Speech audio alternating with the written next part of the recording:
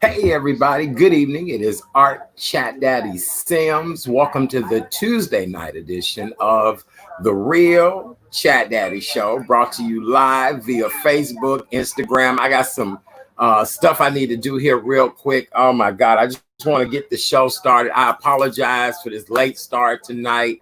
We were just listening to the mayor. Okay, here we go. Here we go. I apologize. All right. Are we back? All right. Beautiful. I guess our guest got the wrong link tonight. All right. So good evening. Welcome to the Tuesday night edition of the Real Chat Daddy Show. I am your host, Art Chat Daddy Sims, and I'm excited to be back with you guys. It is Tuesday, June 2nd, 2020. We are still in our shelter in place. Actually, for us here in the Chicagoland area, tomorrow is the day that we move into stage 3 of getting back to normal. Our mayor, Mayor Lori Lightfoot, just addressed the city. She didn't necessarily mention about how we would get back in place for tomorrow, what the plans of procedure would be, but she did address the horrific murder of George Floyd, which happened last Monday, which was the holiday weekend. And she just talked about all the pain and anguish that we've all been going through and the problems that we've been experiencing. And to me, she looked amazing. She said a lot of different things, but our city is in such a disarray right now. I'm curious just to see where all of this will go. She's talking about police reform, quite a few other things. Let me bring our co-host in tonight. Boy, when you're doing things last minute and trying to get it together, there he is. Brother, can you hear me okay? Yes, I can. Good to see you tonight. Chris is back. He is our co-host for the evening. You know, whenever I hang out with Chris, it's a conversation, a tit for tat, but it's a lot of truth telling. It's a lot of just laying it out on the line. And Chris, you and I both African-American brothers. We've been through a couple of things. We've had some bumps and bruises, but nothing compares to what we've been through since, I want to say during this pandemic. You and I both are okay from the pandemic. Mm-hmm. We are a bit disheveled. No, we're not a bit disheveled. We're a lot of disheveled from what has happened a week ago, Monday. Good evening, Chris, and welcome to the show. How are you, brother? Hey, thanks a lot, Art. I'm feeling pretty good, man. Yeah, we're living truly in strange times right now. What are your thoughts on just everything? Did you see the mayor's press conference just a few minutes ago? Yes, I did. And so what's your take on it? I mean, this is... We're truly way off script at this point. You know, this is truly unprecedented. You know, what we're really seeing is, unfortunately, it's a combination of frustration that have been going on for decades, but also it's a lot of outside agitators, and all this is being mixed in, and now there's, you know, the whole race component in. It's really so many. It's a perfect storm of nonsense going on right now, because there's so many different components have been stirred together, and it's happening so fast. It's just really hard to digest it all and really make sense of it. This probably won't make sense to anybody for years. No, it will not. It will not. The amount of destruction we've seen in our city, the amount of just people not just even being able to get their thoughts together has been just an epic proportion. I was on an interview earlier before this, and we were talking about the fact that the Latin community here in Chicago is so upset, and they want to prevent looting and rioting in their community, that now their gang leaders have, you know, all come together and was like, look, if it's black, beat his butt. And so, you know, people work in the community, people, you know, have to travel through these communities to get home. A lot of people may live in their communities. I just don't know, you know, will we have to experience more strife in order to continue to get our point across? Yeah. And, you know, unfortunately, the black leadership, which has been failing us for years, is completely absent now. There's really the familiar faces that we're used to seeing have been mute during this outbreak, and there's no leadership. It's really exposing a lot of the flaws of the Black community, the lack of direction and the lack of unity and the lack of cohesiveness. So as this is going on, there's really no united voice. There is no trusted source for people to turn to get any kind of information and understanding. So it's like I said, this is so much to unpack, and this stuff is literally happening in real time. Unfortunately, it may get worse before it gets better. Especially, our community was damaged enough with all these outside agitators, putting fuel on the fire, and we're getting blamed for a lot of things that we're really not doing. I don't know how this is going to play out. Chris, the sad part about it is I was telling someone, one of the interviews I did today, they don't sell spray paint in the city of Chicago. It's illegal. The Molotov cocktails, all of these things that were brought into our areas for these, well, at least downtown, for these fights and looting and rioting to happen, it had to have been somebody that would spark these young people to want to just, wreak havoc. And then once they completed downtown, they felt as if it was okay to continue this havoc in their neighborhoods. And now no ATM machines, no grocery stores, no drug stores, no, mom pop stores, the beauty stores, everything is gone now that we know as normal life. And again, as you said, it's probably going to get worse before it gets better. Yeah, law enforcement. I've seen a lot of interviews where the law enforcement officials have come up and they have spoken about how some of these attacks, and I will call them attacks, are coordinated. Right? They draw the police to one side of the city and then they do something on the other side. One of our shortcomings is also one of our defenses at this point, because we're not organized enough to do that. Street looting, the people who would do that wouldn't be organizing and coordinating these attacks. So it's clearly an outside influence. And to your point about the spray paint being illegal in the city, and there's been many videos that people have captured of Caucasian people running around with spray paint, dressed in all black, agitating things. So I think law enforcement is starting to understand that it's outside influences, and there's a huge difference between protesters and the rioters. And there are some people that were agitated. Actually, I have a friend that lives in Minneapolis, and that first wave of where peaceful protests turned into something violent, he said that some rocks were delivered to the scene of the protest, and someone started throwing them, and that just, they just kindled a fire. Yes, yep. They were. Yeah, they were, and they said it was a Caucasian gentleman that. So I mean, it's being kicked off, and now this whole race thing between the blacks and Hispanics, are being kicked off. So this is definitely being orchestrated by external forces, and it seems I'm starting to hear more chatter from different law enforcement officials that they know that.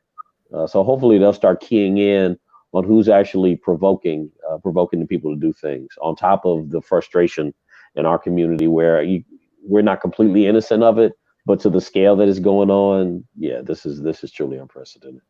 Okay. All right. Thank you so much. Let me give you guys the latest COVID-19 update numbers. Coronavirus in Illinois update. State officials reported 1,614 new known COVID-19 cases.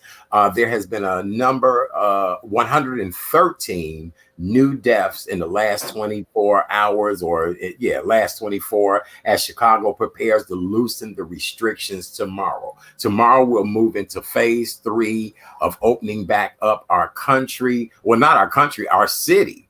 And with that being said, what do you think the reopen is going to look like, Chris? Because right now you have the National Guards checking your ID, trying to figure out where you're going in the downtown area.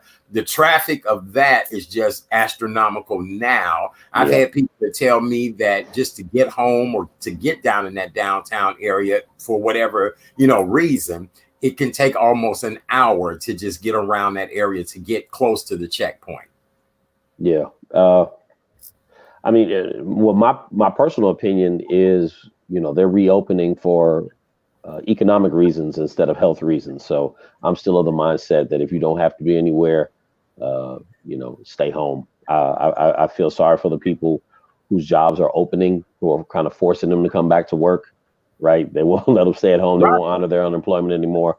So I know that's a sticky subject, but I think every other pandemic throughout history has lasted for years, and they're trying to end this one in months. So, and they're doing it admittedly for economic reasons. So I think that like the other pandemic, like the flu pandemic of 1918, it got worse before it got better. It was an outbreak, and then when the numbers went down, the second wave killed 10 times as many people as the first wave did. So I think this whole thing is just going to get uglier before it gets better, because nothing is being done in the name of health. Chris, are you in line for the vaccination? Are you going to be the first to stick your big toe in the vaccination vat? Are you going? Look, absolutely not. I would be drugged, kicking and screaming into that. There's too many experiments. I have some friends in the pharmaceutical industry. It takes years to develop a viable prototype vaccine. And again, they're trying to do it in months. And FYI, they've never come up with a virus, with a vaccine for a virus. They've cured diseases, but never a virus. That's why the common cold still has no solution. So to think that they're going to cure this virus when in the history of mankind they've never cured a virus, yeah, I'm not confident with that. And here's the deal. Between me and you and the world, brother, they're not necessarily sure what this virus looks like. They know it's an airborne illness.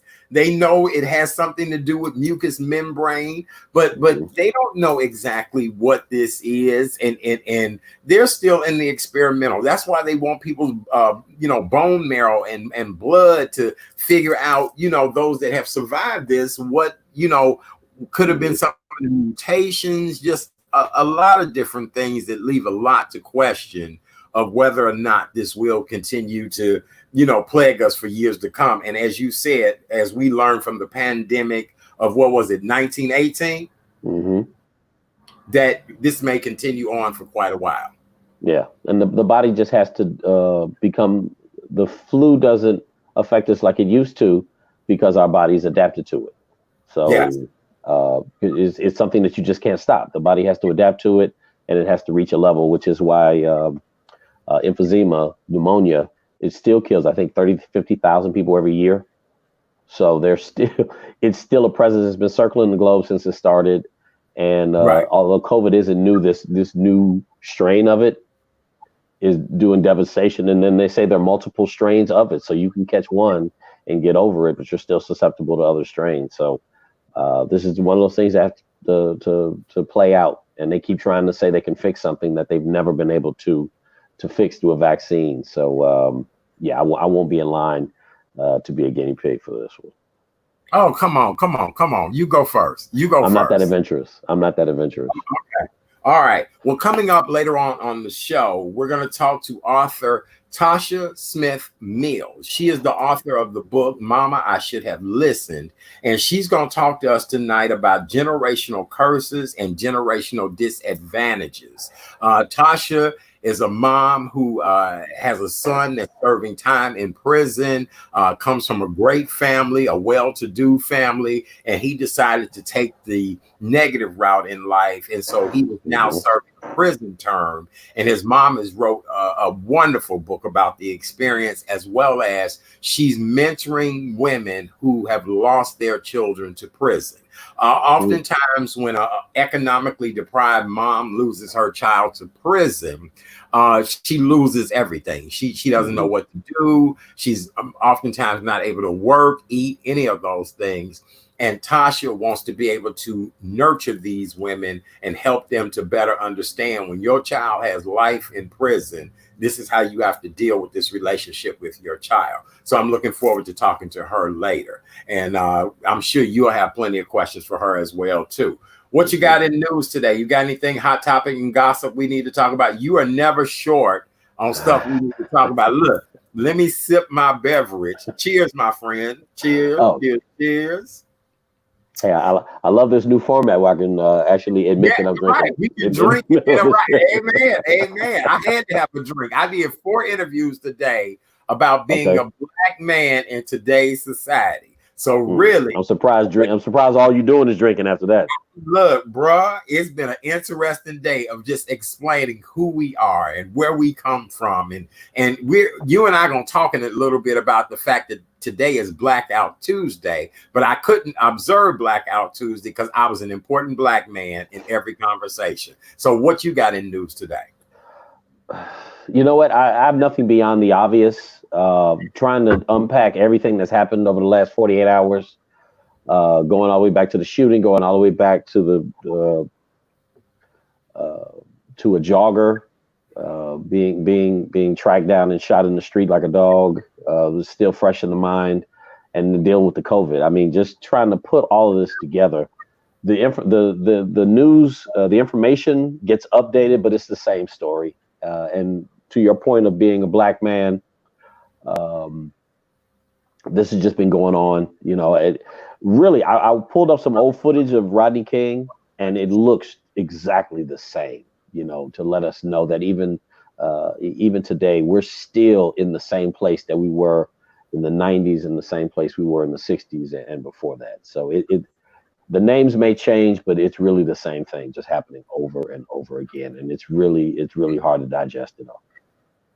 It really is. It just, I don't, never in a million years, brother, did I think we would ever be in a situation like this. First of all, to have a pandemic sweep through the land, for millions and millions of people to lose their jobs, and then all of a sudden a holiday weekend that we really couldn't even enjoy and celebrate because we are under this shelter in place. You're still very much worried about whether or not you'll catch something, just a whole lot of issues. Mm-hmm. And now cities that have been destroyed, over 140 cities in the United States and globally, protests, looting, and rioting.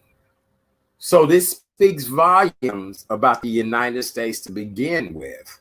But then secondly, it speaks volume about the state in which the world is in right now. I Yeah. don't know. This to me, brother, is almost a biblical proportion. Yeah, yeah. A lot made a lot of reference to the end of the day, end of days, as what's going on.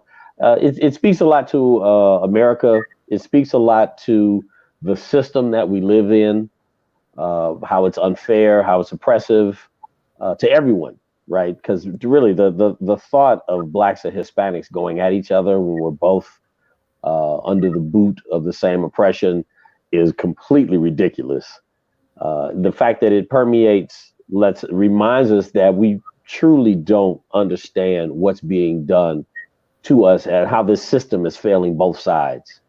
And then how little it takes to kindle and spark that riot between us when we're so similar. It's just really, really sad.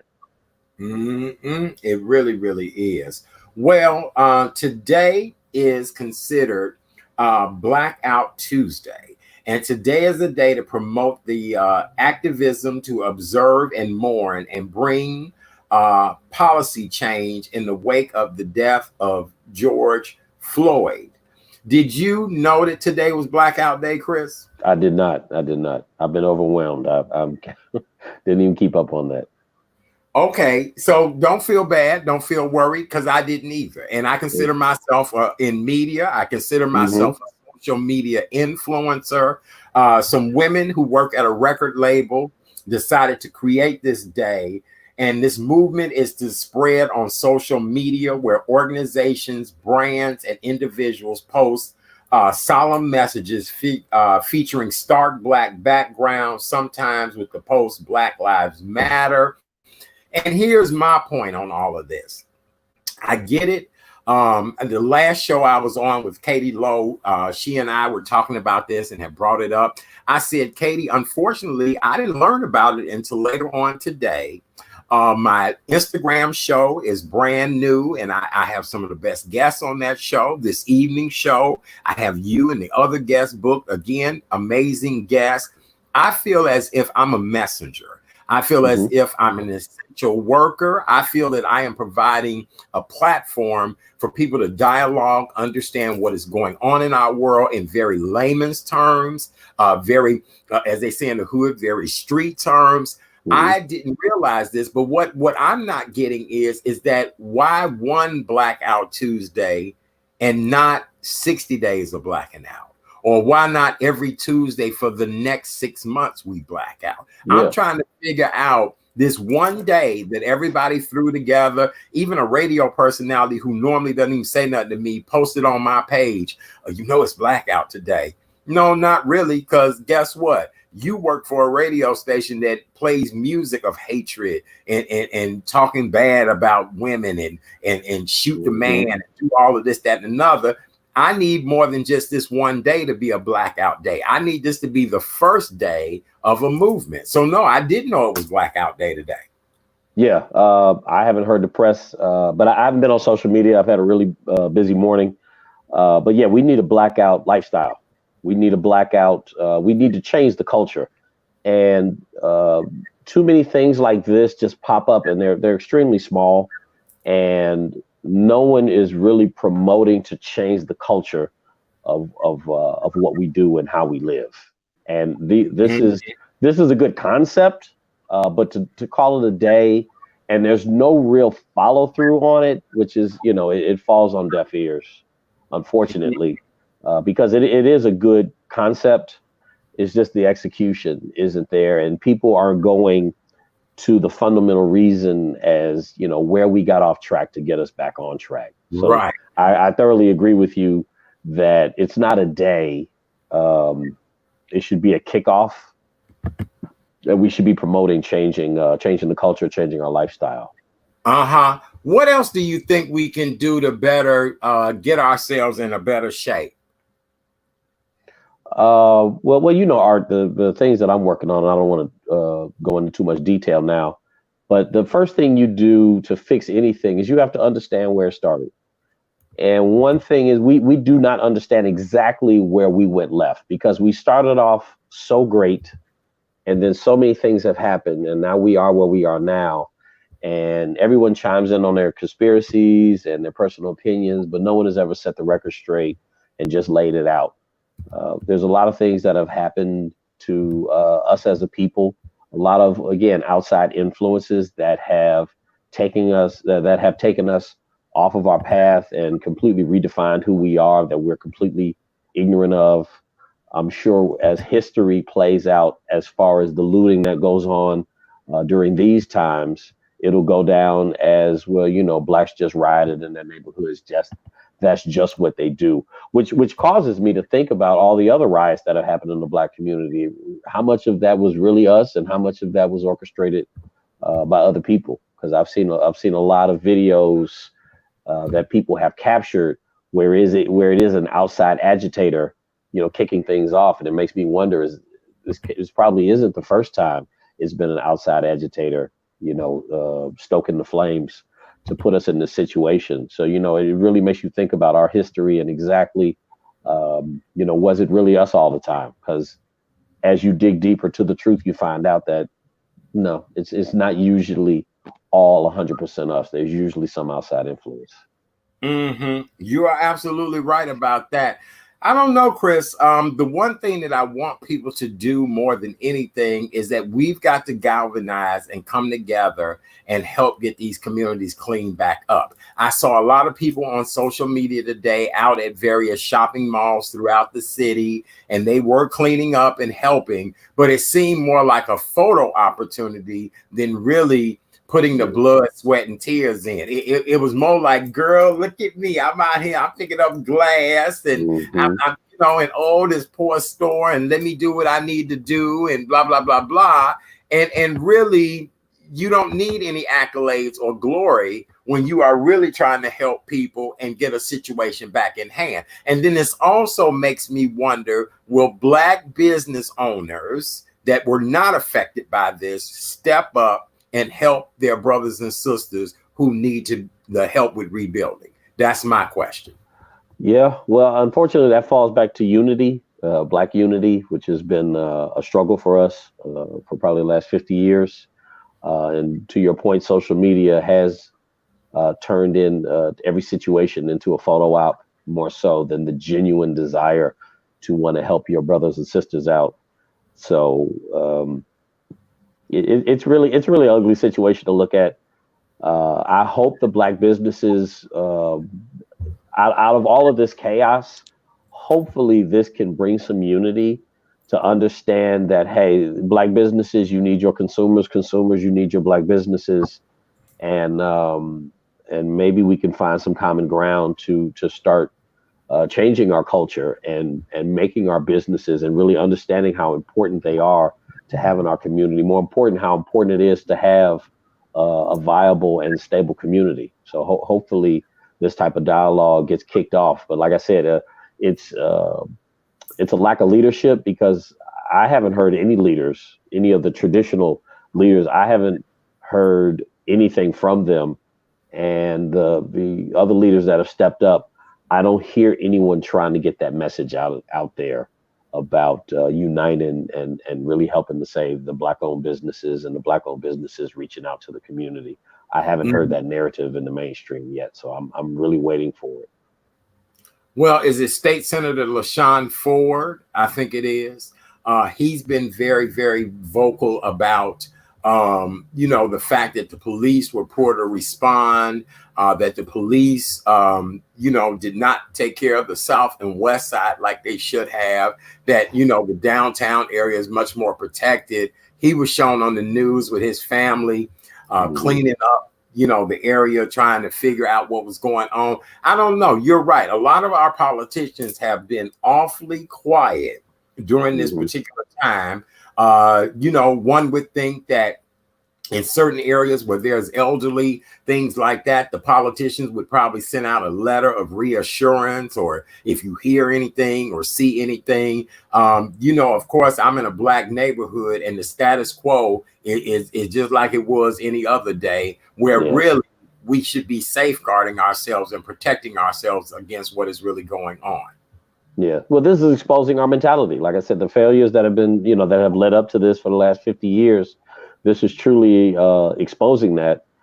The police force of Chicago, I believe there's only 5,000 police officers for the entire city of Chicago. So first of all, there's not enough. There never have been enough.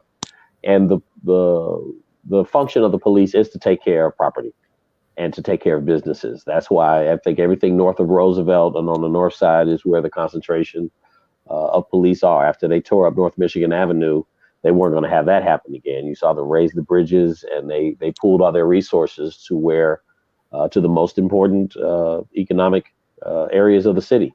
So I heard on the south side and the west side, a patrol car would come through and blare their siren. And in their defense, that's the most they could do. If I was a cop, I wouldn't get out of the car either, but the crowd would hear the car coming, listen to the siren, and as the car kept going, the crowd would go right back to what they were doing. So there's not enough police officers, and it's property.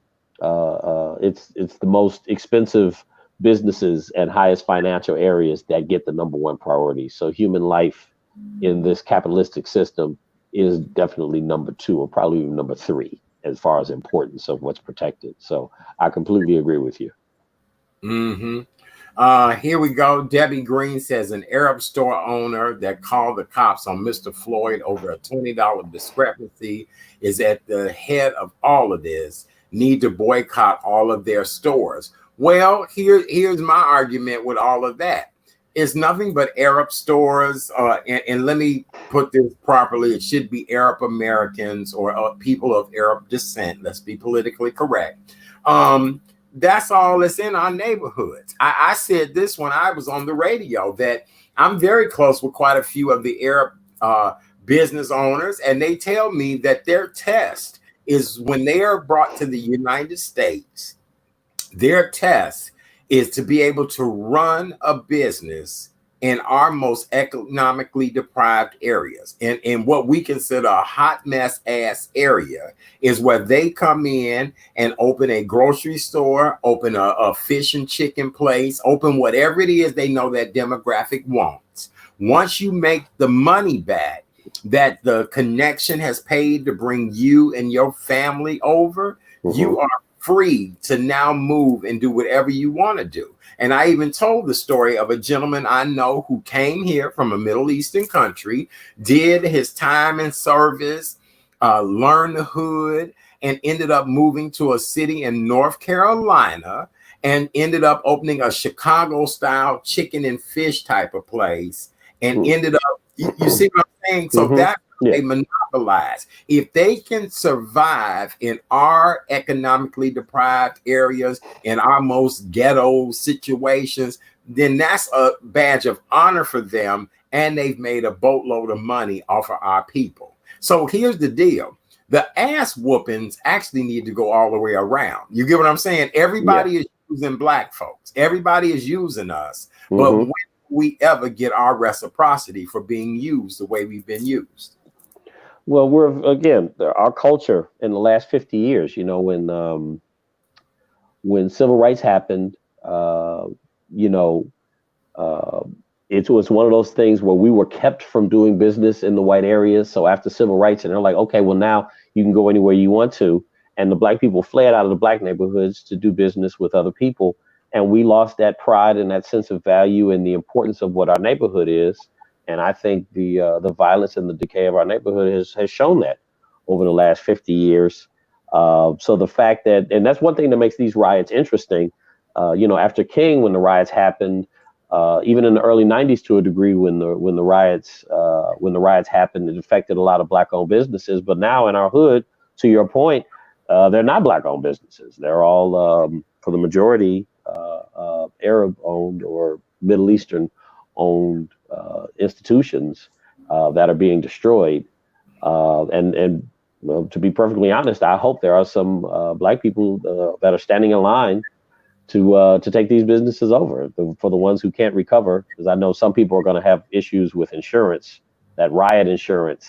I'm sure these insurance companies are cringing, saying, well, we're not going to cover all of this. So I thoroughly, I mean, this is ugly. I don't want to downplay the situation, but as a black man, I'm hoping that some black people can step up and take these businesses over if the original proprietors cannot, because we have to find some kind of way to do this. And like I said earlier, hopefully this will bring some kind of unity.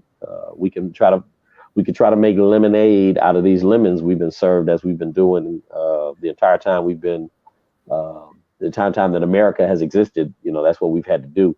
So hopefully we can find some kind of unity and come together and change what goes on in our community and change the color of the owners and take our community back, because the city is coming back strong, and hopefully we can stay a part of it, because if we lose our presence in the city and get pushed to the outskirts, it's not going to be pretty.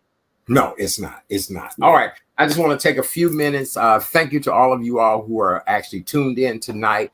You're tuned into The Real Chat Daddy Show right here on Facebook and YouTube, The Real Chat Daddy Show. Go to the page, like the show, like the page, start a watch party. All you have to do is hit share, start a watch party.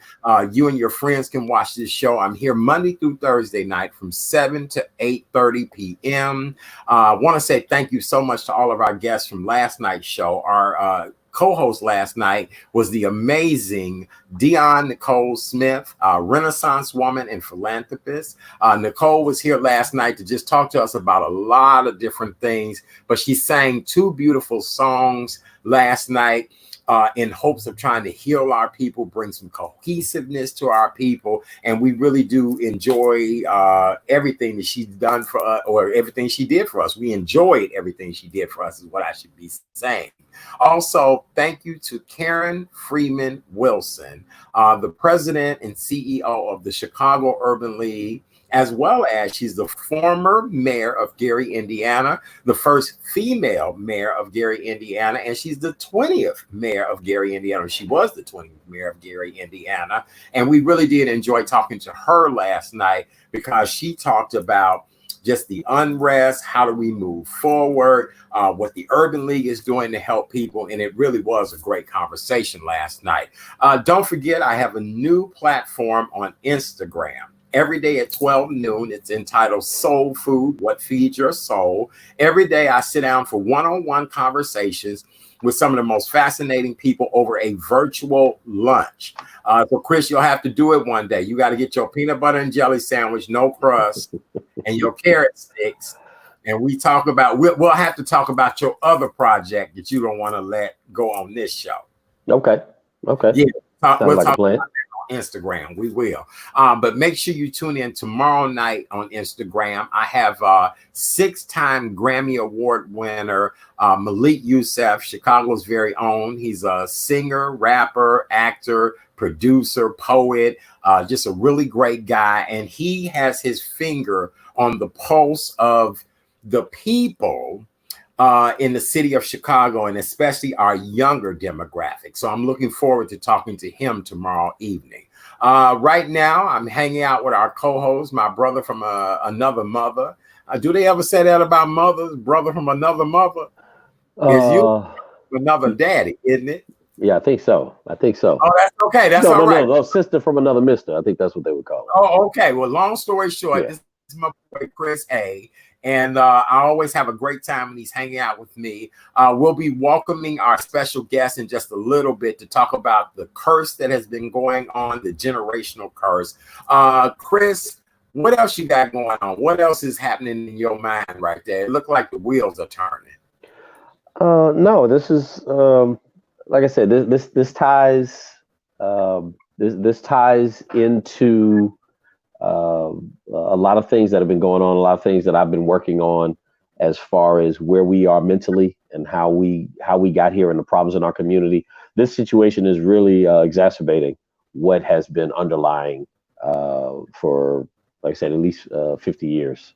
So a lot of our true character is coming out, and the fact our lack of unity, our lack of leadership is really going to show itself. And I'm hoping that from this, out of tragedy, we can pull together for any other reason that realizing that we have to, because the only community that's going to have our back is our own, because no one else is going to do it, especially in the face of a potential race war that some people are trying to stoke between blacks and Hispanics and what have you. So.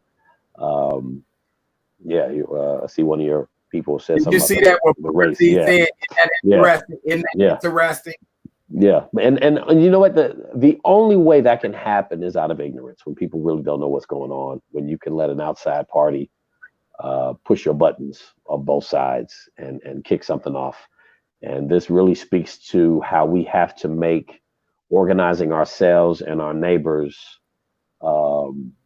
How that has to be a priority, so no one can come in between us and kick off this nonsense. Because to have the two people who have been done the worst going at each other plays right into the narrative of the powers that be.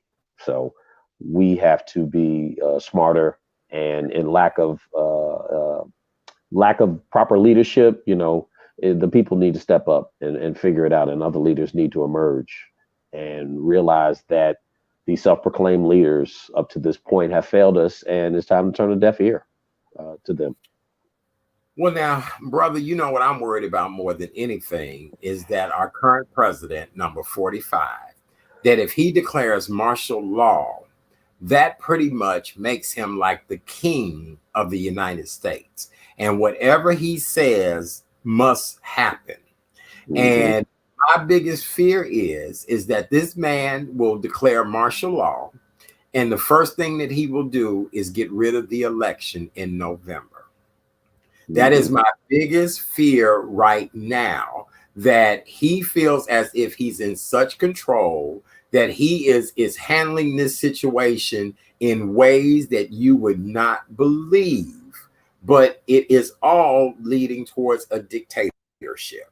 And that it was the most scariest thing ever, is that this could all lead into a dictatorship. Yeah, and for the American people to understand that you never put someone in power that really isn't worthy of it, because you never know what could happen under their watch, right? Where you're going to need some true leadership. And again, looking at our history,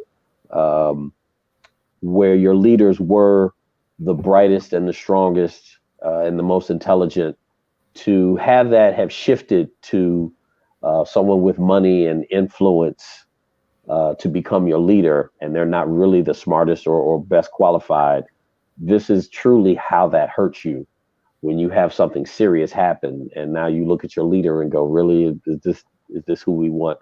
So yeah, well, a lot of things need to be redefined, but in the midst of all of this, this happening in real time, and it's happening so fast, I think people really need to take the time that when we're sitting at home and we have nothing but time, and we have an entire encyclopedia in our hand in the form of smartphones, is to actually look at some history and see how things have played out. And that, history will give you a roadmap to how you need to handle things in the present. And most of the things, the reality shows and the material things, all that stuff goes out the window, which has been the focus for so long, right?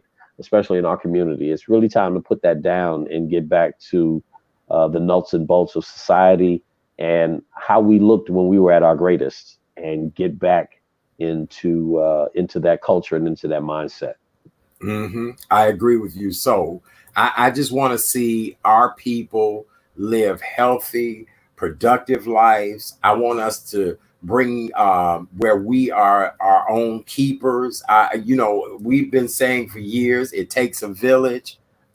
The village has been so disjointed and so run amok for years, that the village has not been able to do what it needs to do. And I don't know if that's economic suppression. I don't know if that's a thing of mental things that keep us from being as great as we should be. I don't know. We used to have a gentleman that would call a radio show all the time and says that we were starving for what is right. You know what I'm saying? We are starving for discipline. We are starving for the right guidance, and it's generational. And I think our next guest tonight will be able to help us to understand a lot of this, of what we have coming up. Because, brother, I don't know. Like I said, with today being Blackout Day, I couldn't imagine blacking out. I had already scheduled several interviews with people that know me, people that called me and was like, listen, chat,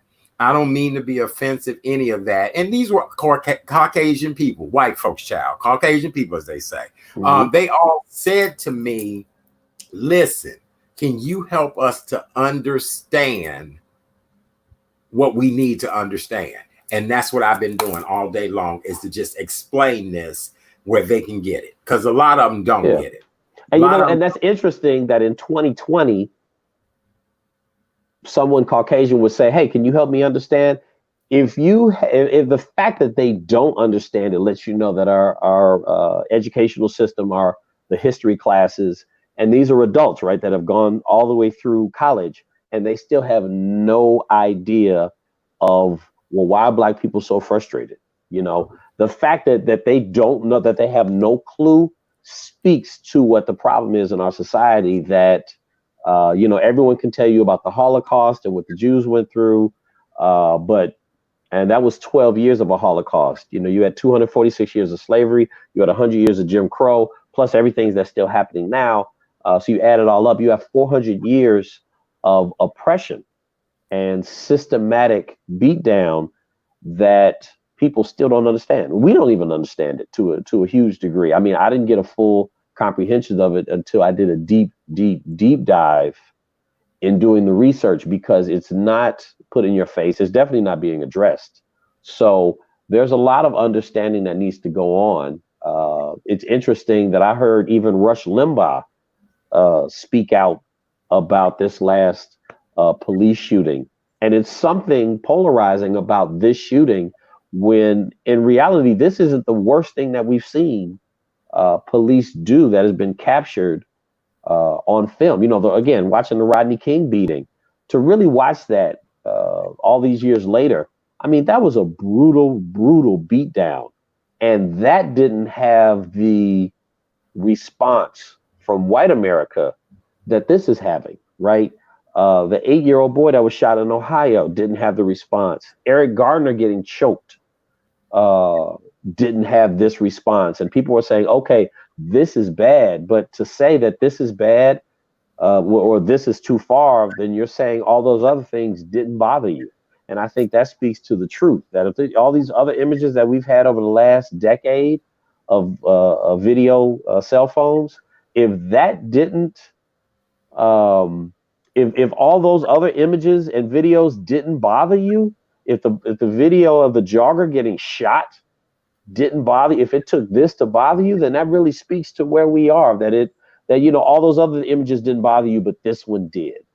You know, so we really need to take a deep dive. But for ourselves, people respect the people who respect themselves, and we haven't shown respect to ourselves as a community as far as what we need to do amongst ourselves, because we want the world to understand us more than we're trying to, you know, check ourselves. So I think everybody needs to look inward, and if we can pull any kind of goodness out of the situation, hopefully we can get to that point where we can understand where we are, how we got here, and who we really need to blame for it. Okay. All right. Well, brother, you and I have handled this so far. Grab that beverage again, take you a sip. I'm going to add a female voice to this. I'm going to add a voice of a what I consider an expert. Whenever this woman and I talk, we always have some of the best dialogue ever. Chris, I called her Monday morning and I said, girl, Chicago is a hot mess. I said, we got so much stuff going on in Chicago. She said, what? What is going on? She's in New Orleans, Louisiana, right? Believe it or not, New Orleans didn't have any of the issues that the other places have been having. And I wonder why. I wonder why. Because when we think of New Orleans, we think of poverty, we think of disadvantage, we think of, you know what I'm saying? We've seen years and years of things that have happened in New Orleans, from Katrina to just, it's just a bunch of things. But she said this did not happen. Ladies and gentlemen, welcome to the show. Our good friend, author Tosha Mills. She is the author of the book, Mama, I Should Have Listened. Tosha is really a powerhouse of motherly knowledge about just dealing with this younger generation and how they think and function. Tosha, are you there, my dear? You are. Hello, darling. I am here. I'm here. I'm trying to figure out how to share this to Facebook. Okay. All right, baby. So look. Go to my page and share it from my page. Go to the Real Chat Daddy Show. Okay. The Real Chat Daddy Show. Go ahead and put it in. You look good tonight. Thank you, my baby. Take your time, darling. Look, we glad to have you because we have a lot of dialogue. But go to the Real Chat Daddy Show. Do you see it? I'm looking. Okay, take your time. The Real Chat Daddy Show. And it should be on that page, and you can hit share and start a watch party. Just take your time. And if you're a friend of mine's on Art Sims, it's on that page too. All right. I didn't see it on your page, but. Oh, really? It should be on my page. Okay. We got it live now. You see it on either of the pages? I don't, Art. Really? It's on the Real Chat Daddy Show page. I know it's there because I'm looking at it.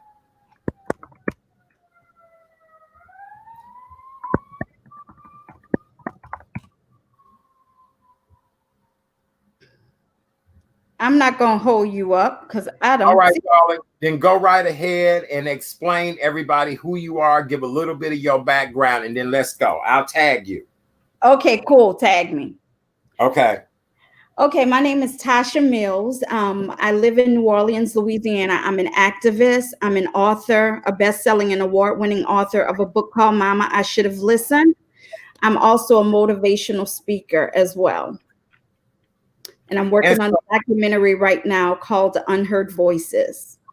So now, Tasha, for my audience members that have never met you or don't know much about you, as well as my co-host tonight, please share your backstory of what inspired you to write your book. Absolutely. My son Blake received, at 17 years old, received 40 years in prison in Houston, Texas for aggravated robbery. They said with a deadly weapon, but a weapon was never found. No one was hurt. And the attorney that he had, which was a public defender at that time, he, ensured us that Blake would get probation because of his age. And when the judge slapped 40 years, I went into an nominal effect that any mother couldn't even, try to explain, and went into that for such a long time. And after about 7 years, I decided to write the book to help other mothers who had been through who was going through what I had been through. Check your Facebook page. And let me ask you this, Tasha. What have you learned over the course of time that your son has been in prison? When I first met you a couple of years ago and you were on the radio with me, this was really the early stages of, I think, of most of this. And now your son is still there.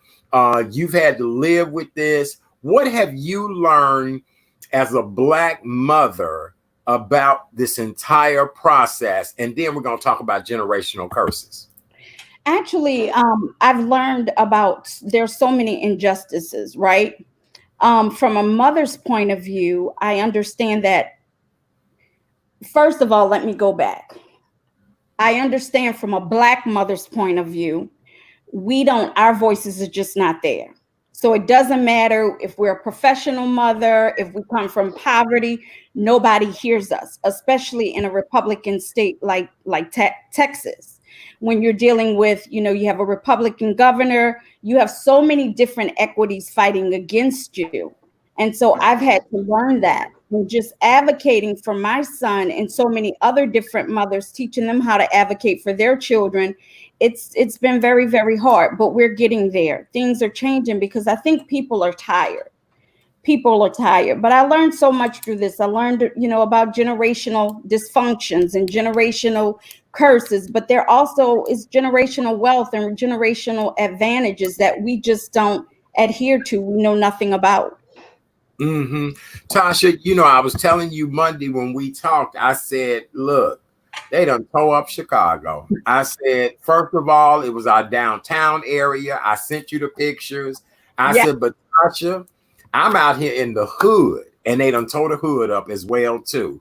And so a lot of that is, just never having anything, as you said, generational curses, just poverty over the years. And so what do you think we can do to help our African-American disadvantaged at this point? What do you think in your good mind that we can do to lend a hand to all of our people? Well, to be honest with you, Art, I don't think it was us. I think it was them. I don't think it was us tearing up our neighborhoods. Now, I don't know. We didn't have that problem in New Orleans. I know that you guys, and you sent me the pictures, and just on the news, just looking at all of this going on in Chicago, but I don't think it was we have the casual acceptance of the disparities that we live in, right? And when we casually and comfortably accept what is, until we not accept casually what is going on in our society and in our neighborhoods, then we'll start to move further. But until then, we're just going to sit here. And Black people are tired. They're tired of being treated like second-class citizens, and it needs to be eradicated. And until then, we're going to keep seeing this. It's going to get worse. And I hate to say it, but it's going to get worse. I think, just going back, We didn't know who George Floyd was, like we didn't know who Emmett Till was. Their names were introduced to us by what they went through. And is that fair? That's not fair at all. You had my son on your show who played Emmett Till in Tales of the Hood. That's And right. yes. And just looking at on that set and looking at what he had to go through, and he didn't even know who Emmett Till was. I mean, yeah, he learned about Emmett Till in the history books, but Emmett Till didn't have anyone to advocate for him. George Floyd didn't either, as he was laying on that ground, but he does now. You have millions of people all across this country, white, black, Hispanic, who are tired, who are really, really tired. Tosha, let me ask you this. Chris, jump in at any moment. Do you have a question for Tosha right now, Chris? No, not yet. I'm curious to hear a little bit more. And I think we have gone through so much, and our parents have gone through so much that it has created an anomaly, you know? And so until a person can walk down the street without getting the looks of mistrust and suspicion, things will remain the same, unfortunately. Why is it that we always get the looks of suspicion? Why is it, that's, I was just, Tosha, I did 4 different media interviews today about being a Black man in today's society. And they were all with, white colleagues, counterparts, just trying to explain to them. But, as I tell people, I don't care how diverse I am, how many languages I speak. I always have to worry about, are you worried about me snatching your purse? Are you worried about me saying something inappropriate? Are you worried about me in this elevator with you? You are always so worried about the Black man, but yet we are always sexually desired. We are your number one athletes. We are your number one entertainers. We are what everybody wants, but we are always so vilified. Chris, you and I have talked about this many times, of being desired, but yet being vilified. Well, yeah. Well, the image that they put together 500 years ago to justify colonialism, that we were savages and animals, you notice they haven't undone that image. And that image is woven into the fabric of the entire world, especially in America. And there has never been a campaign to change that image. There's never been a campaign. I mean, they just made marijuana legal, but the original campaign to make marijuana illegal that they started 50 years ago was, when Black men smoke marijuana, they will go out and rape white women. So the Black man has always been the image of fear that they have promoted. And unfortunately, throughout all this chaos, all they see, ironically, all they're showing is the Black looters going on, when there's multiple videos on social media of non-Black people doing a lot of looting. But, again, media keeps promoting this image where, fear the Black man. And like she said, I know people in Minnesota, there's been tons of footage on social media where it's not a lot of the Black people aren't kicking off these riots. It's being done. And it's being a coordinated effort, like many law enforcement agencies are saying. So I agree with Tosha that this is, we're being provoked, we're being driven, and there's a lot of spray painting and other things going on that we're being blamed for. And it's not us, but the fear and preconceived notion about how Black people get down is really working against us, as it always has. Okay, well, on my Art Sims page, we've had a little bit of response tonight. Some people have said, what the hell, that everything that they've seen on news has been nothing but young Black kids looting, rioting. And I'm with you guys. I believe it's somebody behind all of this. But yesterday, I was watching the evening news before I decided to do this show. And one of the news helicopters was in the suburbs, showed the young people walking to a liquor store. And not 3 minutes after they all went in the liquor store, all hell broke loose. Police showed up. They started beating young people. One of my friends lost her son last night as a result of this. So do we now need to hold media accountable of what they are showing? But I'm telling y'all, the helicopter was just out doing reports and peeped this yesterday, and them young people damn near tore up the whole liquor store. So, I mean, I don't know. I get what you're saying, that it might be other people behind this. I believe they might be the masterminds, but I believe the henchmen, the monkeys, the people making this happen. And I'm not trying to say we're monkeys, but just the flunkies, I should say, are our young Black children. Tosha, what should we do now? It starts at home. It starts at home. And even then, I mean, you know my story, Art, and I've taken accountability for some things that I don't think I had anything to do with, but I really did have a lot to do with. You know what I mean? Indirectly. And so it starts at home. Parents need to know where their kids are at all times. And I just think we are in such a war with ourselves that we don't understand. We don't understand. We're not looking to babysit our kids anymore like we used to. We used to have a village. That village is no longer there anymore.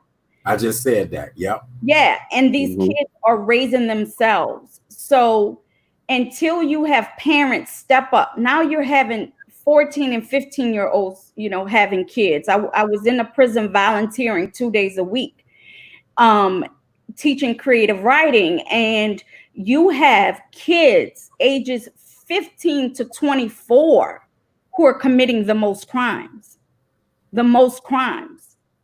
Where are the parents? Where are the parents? And so many people can say, well, Tosha, where were you? And that's a question that I've asked myself on so many occasions. Where was I? So I had to step up and take some accountability for some of the things that my son did do. A hit dog hollers. And when you're screaming so loud to the top of your lungs and nobody's not hearing you, then you're going to start to do some other things, and it's not going to come out too good. And that's why we have a lot of our Black men in prison, because they were yelling loudly and nobody heard them. Mm-hmm. I believe that. Exactly. I really do believe that. I really do. Chris, what do you want to add to that? Yes, I mean, she hit the nail right on the head. 70% of our children are raised in single family households, and that mother or father may be working 2 or 3 jobs, and they're in a lot of cases they're too young. At the same time, they're too overworked, and like Tosha said, there is no village to give that parent help. So we're and all the children are being blamed. If you're 15 years old and you're running around doing dirt, someone failed you. And in our society, especially in our community, we're blaming the child for being an irresponsible child that raised themselves, and no one is looking to the parenting. And our community is not even a community anymore. Like Tosha said, the village isn't even there. So we really need to look at putting the community back together to help these children. Because in my work, Art, working with these children, most of these children are looking for someone to care about them, to simply, put their arm around them and say, okay, I'm paying attention to you. And we're so busy chasing material things and money that we have abandoned what's important in our community. And we really need to, like I said earlier, really need to change the culture and bring that back and stop blaming these children that have been abandoned. And where there's no order, there's no chaos. Where there's no order, there's going to always be chaos. Mm-hmm. Yeah, they when they destructure even the gangs in our neighborhood. We Art, you remember growing up, the gang members kept order in our community, and even the Black community has vilified our own gangs, while the mob and the Latin Kings and everyone else are being praised for how they take care of the community.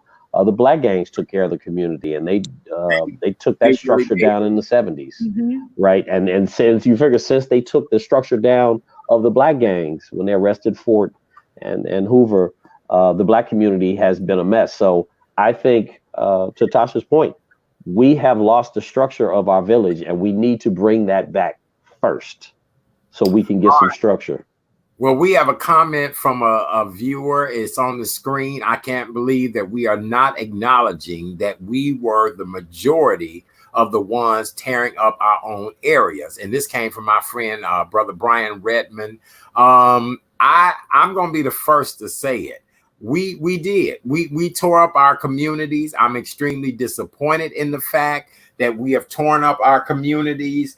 I moved into an area that it was on the come up for regentrification. Now everything is gone. And so they're going to have to build the community back up from the ground up. And here's the deal. I'm more charged up to stay where I am now more than ever. Because guess what? Now your mama ain't got no store to go to. She can't get her blood pressure medicine, none of that. And I am going to be victorious in this because I'm going to sit and wait it out. You know what I'm saying? I'm smarter than the average. You've got to, I was hoping that the gentrification would move a little bit quicker. Well, after Sunday, the gentrification is definitely going to have to move a little bit quicker because things going to have to be torn down, put back.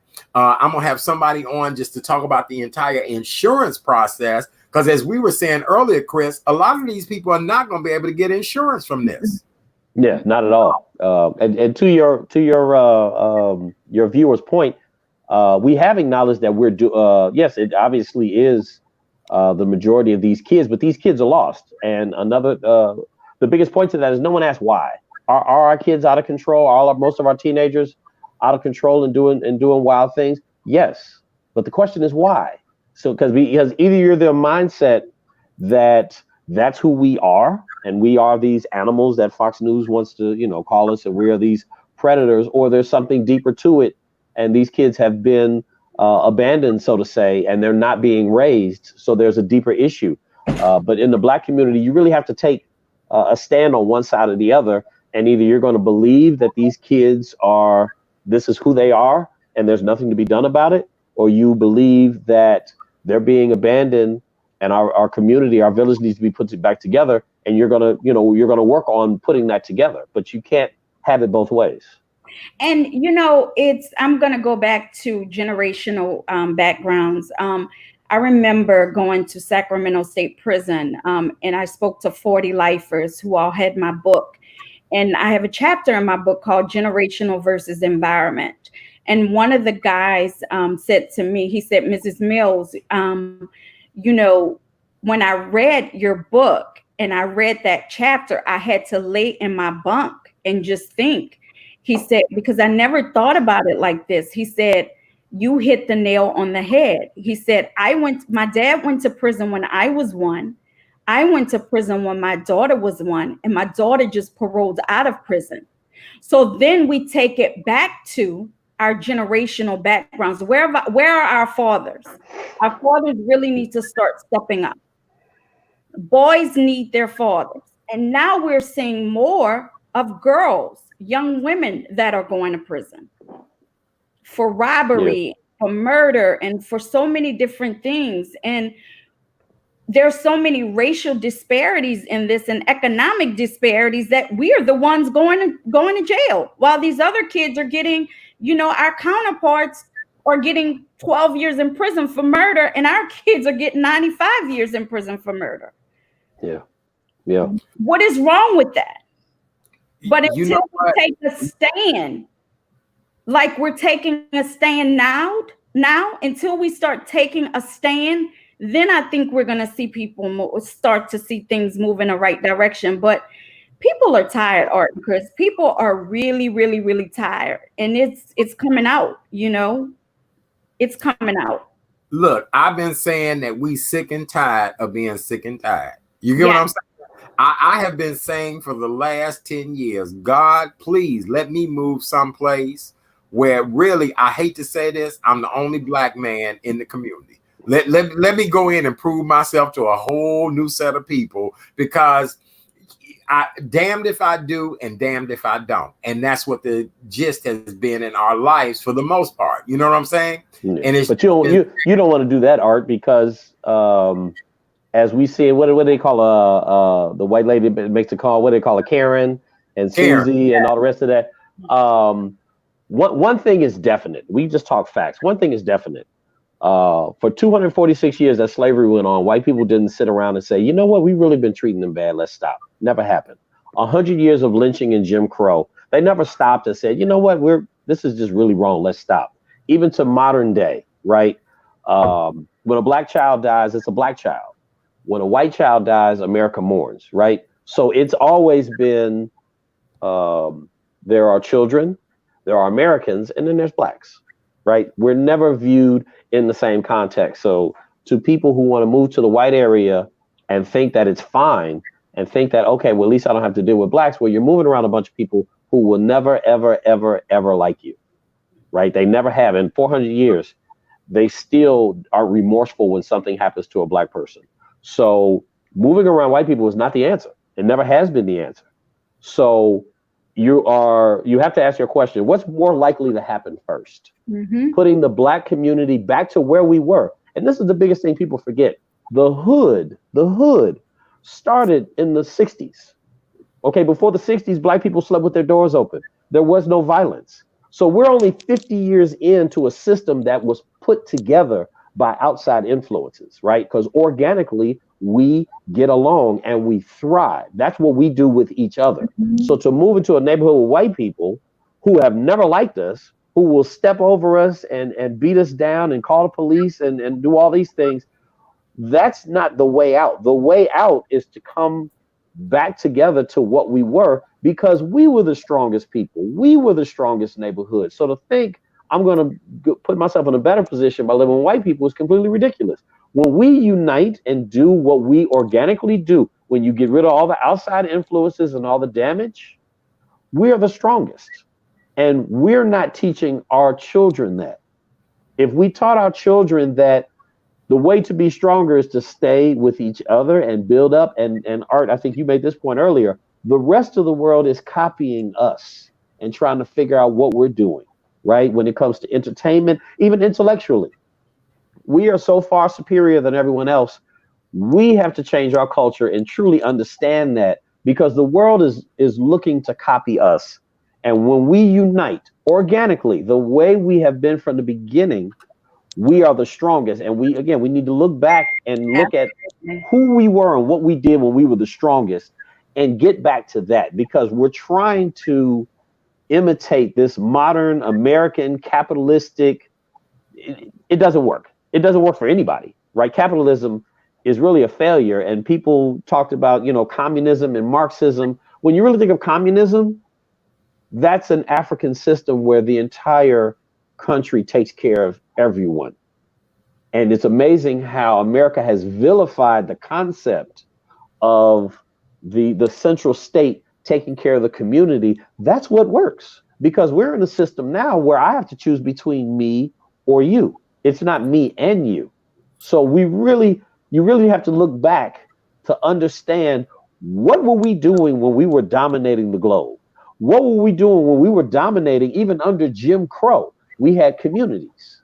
We had our own money and our own businesses, and we keep getting further and further away from that, thinking that we can get back to glory. And that's just not how it works. Interesting. Listen, so Brian Redmond had another question. The community doesn't have a snowball chance in hell as long as single black mothers on welfare are dominant family dynamics in the hood. Tosha, I need you to address that.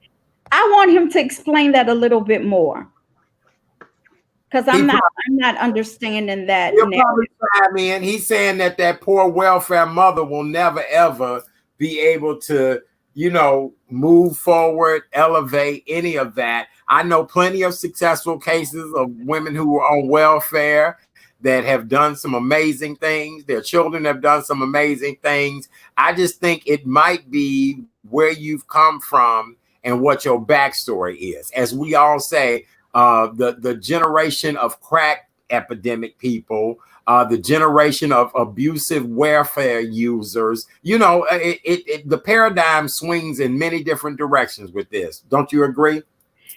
It does. And I think I understand what he's saying, but I'm going to agree to disagree just a little bit. Okay. Because I know a lot of of people my age, and I'm not going to tell my age, but my son is 29 and my baby is almost 23. But I will say this, a lot of people my age have grown up on welfare and in the projects and in the hoods. And now they are doctors and they are lawyers. And they had mothers who threw shoes at them and cussed them out daily and was even on crack. But they changed the trajectory of their lives. It's all about you and what you decide to do. When you start to change that trajectory, you know, I have so many parents that tell me, oh, my child will never go to prison. My child will never go out and rob somebody. Well, you know what? I used to say the same exact thing. And my son was raised in a middle-class neighborhood. And sometimes I just want to say, here's my shoes. Put these bitches on and start walking in them. And then you tell me. Right. Tell me. Right. You tell me what you can do better than I can. Right. I think the brother's point. I'm gonna go a little bit left. I think too many times we address a situation from the single mother on welfare, like that's the beginning of the story. The beginning of the story is a young lady who's growing up and haven't even started having sex yet, right? And in our community, our culture isn't preaching, hey, if you're going to have a child, do your best to make it a two-parent household in a stable community so you have two parents and the village, right? Because I think too many times we start the story at, well, I have this baby and I'm on welfare, so now what can I do? You know, and that's not the beginning of the story. We really need to reach out to our young men and women and tell them that, hey, you want to give your child the best opportunity to be well developed with, Tasha, you said it earlier, with a mother and a father in the household. And the marriage may not work out, but at least start it off giving the child the best opportunity, you know, get a home, get some financial stability, get the two-parent household and move into an area where you're giving your child the best opportunity. Because I agree, and I've seen a lot of children on welfare do well, but the numbers suggest that for every child that was in that situation that did well, it's probably 5 or 10 that fell off.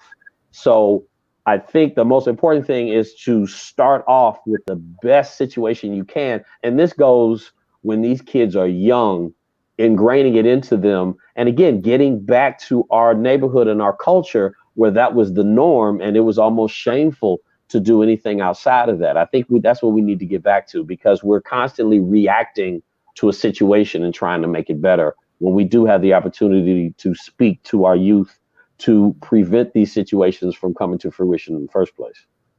All right. So Brian did respond back. He did send a comment. In general, the children of single Black mother households are the greater percentage of the worst of our kind. And that's a fact. The numbers prove it. He also responded back by saying, we as Black people are oversexed and sexually irresponsible, which is a terrible dynamic.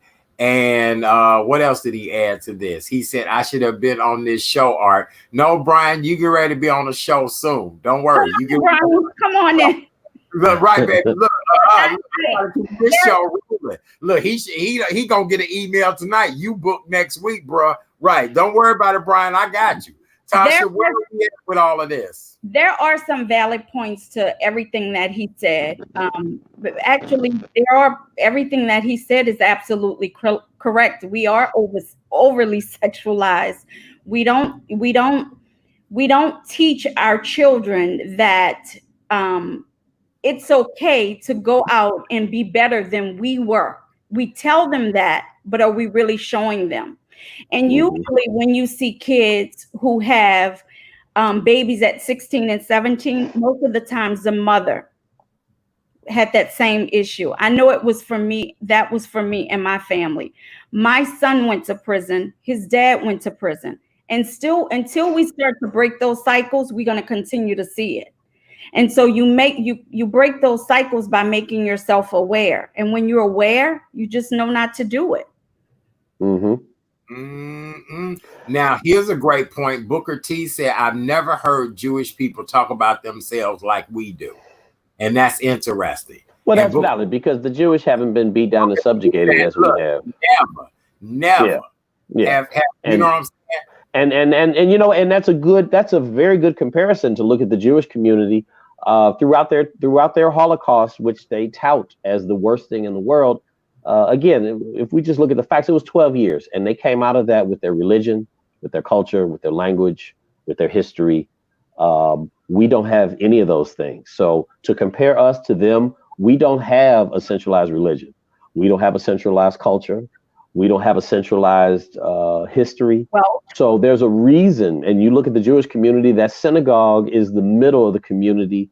That pride in who they are is their very strength and foundation. So the very things that make them great and the very things that they stand on that put them in that position are the very things that we do not have.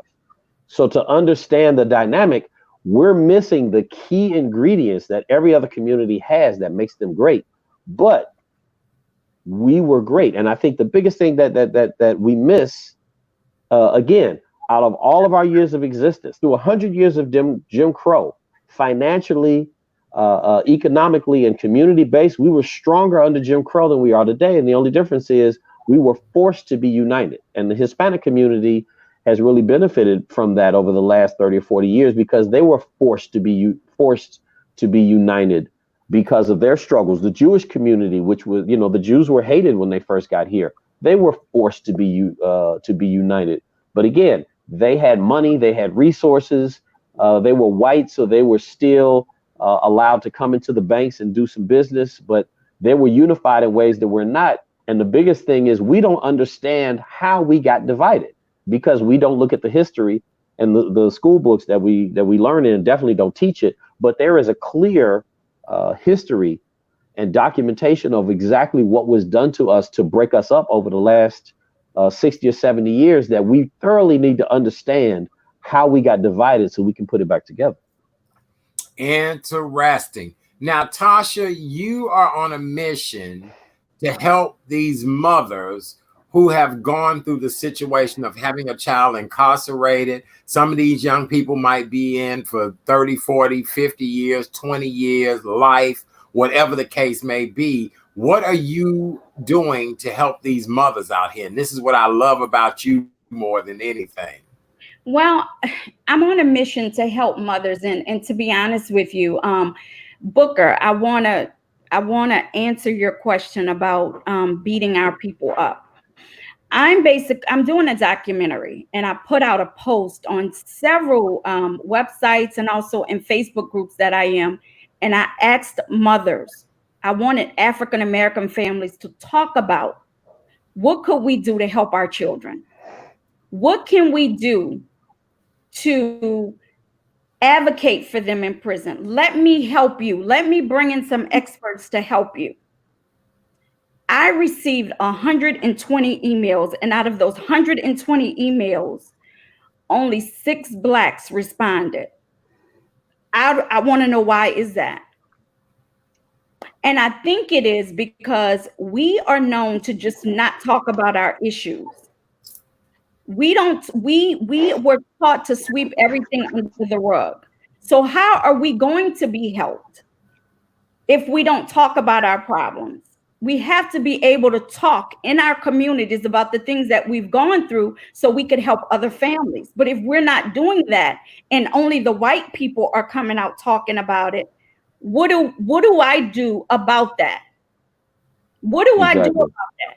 I want to come to Chicago. I reached out to Art and I said, Art, I need you to find me some mothers that I can help. Because if I tell my story and Dolores tells her story, how her son was a child molester and how she missed some signs, or Bridget tells her story about how her son was a murderer and he received 100 years in prison, we can help our mothers, our African American mothers. But if they're not coming out to even help themselves, what are we to do? What are we going to do? If you can help me, like you said, Booker, you want to come on and work with me, I challenge you to do that because this work is not easy. We are living in a mentality of going back to slavery, like Chris said. We pull each other down, house niggas and full niggas. And I'm sorry, Art, but I have to say it. The Honey, that's why nobody look. That's why nobody played radio. Keep going. House niggers always thought they were better than the field niggas because they worked in the house. And this how we were enslaved. Come out. Let's talk about our problems. Let's help the next mother. Let's help the next father. Let's go in a barbershop and barbershops and have those conversations. But who are up to pick up that challenge? I challenge you to come out and help me, because I want to help you. I want to help as many mothers as I can. Because when I was laying in that bed ready to commit suicide, when my son got 40 years at 17 years old in White, Texas, I was ready to die. I was ready to die. When you had another mother whose son committed 4 robberies right before me, sitting in the same courtroom, and he got 10 years. Come on.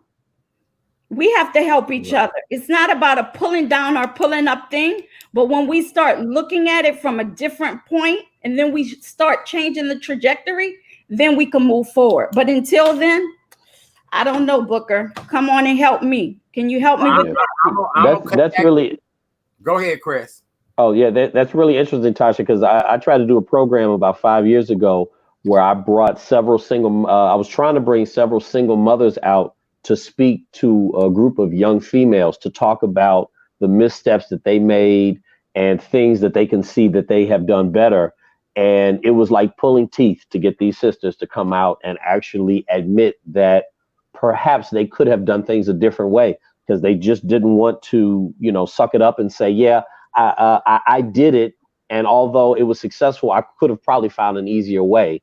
And, to talk about how single parenting, isn't cute and it's not easy. And I don't even care if you make $200,000 or $300,000 a year. There's only so many hours in a day, right? To help them with homework, get them ready, do extracurricular. So this whole single parenting thing, and I thoroughly applaud you for your approach. Let me go a little further, Chris and Chat Daddy. It wasn't even about single parenting, because my son had a stepfather in the house, right? Mm-hmm. He felt like a different child, and it didn't matter how I overcompensated. But what I will tell parents is, when you parent in guilt, you make the wrong decisions every time. But it took my son to go to prison to write me a letter and said, Mom, these are some of the things that you could have done better. You let me down. Mm-hmm. That was the hardest thing for me to hear, but I had to take accountability for it. And when we start to take accountability for what our kids are doing, because like I said, they scream really loud. Yeah. It's just that we hear them, we're just not listening to them. And that makes all the difference. When we start really listening to what they're saying, because the signs were there. The signs were there.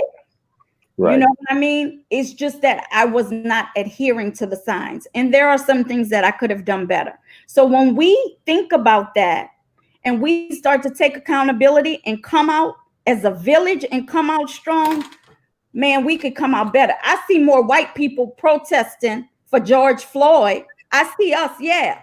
But you also see a lot of white people. You see a lot of these young transplants that's out here that's really doing a lot of work. I know that's how it is in New Orleans. Well, I know this much. You both have said a lot of powerful things tonight. I've had a couple of people email me and say we need to do a part 2 of this. I'm going to say this. When I was struggling, needed help, and went to my own people and said, listen, I need help. Could you help a brother? Nobody really could. When I went to other races and said I needed help, they listened, they took note. And I'm going to tell you the funniest thing. Since this global pandemic has happened, since I lost my prior position and things like that, who do you think have been the ones that have reached out? And who do you think have been the ones that extended some type of assistance to me? It was people of another race. Not that my own have not helped or did anything. I'm not saying that. But the number one people that reached out to me were people that said, you know, you said something was not right, something was wrong. How do we best help you, Art? And so I don't know, maybe we as a race of people need to start nurturing and loving each other a little bit more. What do you think, Tosha? I agree. I agree. And I think that education is everything. They read our books to learn more about us. We need to start getting our kids to read, because reading is everything. I tell my kids all the time, I have 4 African-American boys, and I tell them, dream the painting and wake up and paint the dream. If you don't want to go to college, use your God-given talent that you do have. But you dream that painting and you wake up and paint the dream. Use the gift that you have. You know what I mean? You don't have to go out and be a doctor or a lawyer, because a lot of times we tell our kids that and we put these expectations on them to get these degrees, and then they don't meet them. And then we're disappointed. Let them use their gift. Everybody has a gift. I love it. I do. My God, we've had so many people comment on this tonight. Just so many emotions. I haven't even gotten to all of the comments. Tosha, in closing, real quick, you just made a powerful statement. Tell everybody how they can find you, follow you, reach you, all that great stuff. I'm on Facebook at Tosha Smith-Mills. I'm also at, my website is www.toshamills.com. I am looking for African-American mothers who do have kids in prison, and they are looking for help. They want to tell their stories, and hopefully we can get attorneys and mental therapists to come out and help them, because I know what it felt like to be in that sinking boat and didn't know what was going to happen. You know, it's 11 years later for me now. So I can help you while I bring in other professionals to help you as well. So my website is www.toshasmithmills.com, Tosha with an O. My email is Tosha, Tosha, at toshamills.com. And I'm on Facebook at Tosha Smith-Mills. I love you, darling. I do. I love you more. Oh, honey, you coming back for part 2. Chris, is there anything you want to say in closing to everybody? No, just that Tosha hit the nail on the head, and I'll expand on what she said as far as getting our kids to read. We really need to stop shying away from the psychological components of who we are, because Black people are 90% of the world, and the 10% didn't take over the 90% using muscle. They took it over using psychology, and we really need to understand what was done to us so we can turn it around. Well, my son got 7 years for stealing a car at 14. He was charged as an adult, an ex-felon, worst experience ever he went through each judicial system. I share my story. Valerie, I do want to hear your story. Tosha, we want to hear these mother stories. We really do. And you know what? Can I say this, Art, before we go? I have a parent in Oklahoma, and I'll just share this just a little bit, that I'm going to interview next week. Her son was 20 and was African-American guy, and was dating met this 17-year-old on the internet, right? Met her on the internet. Her mom found her phone and they had naked pictures. He got 18 years in prison, mother's only child. Why could you get 18 years in prison for a 17-year-old who they consider not an adult, but my son, 17 years old, get 40 years in prison? So this little white girl was not an adult. She wasn't considered, she was considered a minor. Racial disparities. How is your son doing now before we have to leave? How is he? Mentally, he's going through it. I haven't talked to him in a couple of weeks because they're on lockdown because of COVID-19. He wrote me and said, Mom, they're feeding us a peanut butter and jelly sandwich, you know, once a day with water, you know. So he's going through a lot. They're not able to go to commissary, you know, and I've dealt with my own pains in there. My son appendix burst and almost died. So we're dealing with a lot of issues, but we have to come together. Until you make some noise, some serious noise, that's when you'll see the change. But we have to be the change that we want to see. I love it, darling. Give your website one more time. Everybody's asking for it again. It's www.toshamills.com. I love you so much. I I do. love I'm you. telling I'll be in Chicago. I'm waiting for those mothers. No, you ain't got to worry. Look, the second guest room is your place to sleep at. Are you kidding me? Look, it ain't the 4 seasons, it's the 3 seasons, but that's okay. That's okay. Look, girl, I might have to open a window for you, but that's all right. I love you, darling. I do. Chris, brother, you know how I feel about you. Always a great time. All love. Thank you. Tomorrow night, we're doing a special town hall from 7 to 9 p.m. We're going to talk about the state of the Black man in America. I have 4 impressive gentlemen who will be joining me tomorrow night. Make sure you guys, please come hang out with us. Listen to tomorrow night's show. I guarantee you are going to be really moved by a lot of the conversation that we're going to have. It's running across the bottom of the screen now.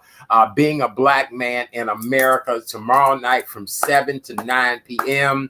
The Real Chat Daddy Show, Facebook and YouTube. You don't want to miss it. On behalf of my wonderful friend, Miss Tosha Mills, author, advocate, just all around, tell it like it is, great woman. I love you, Tosha. Thank you so very much. Great job tonight. My good friend, Mr. Chris Avent, my brother from another mother, however that works, it works. Thank you guys so very much. Don't forget tomorrow, 12 noon, Instagram Live, Chat Daddy 1. Malik Youssef will be joining me, 6-time Grammy Award winner, and we're going to talk about everything that is currently going on. And then tomorrow night is Being a Black Man in America Town Hall meeting, 7 to 9 p.m. Join me, be there. I love you guys. Let's see what's the response we've had from everybody. People have said, great show. Boy.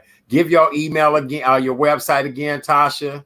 www.ToshaTosha.mills.com.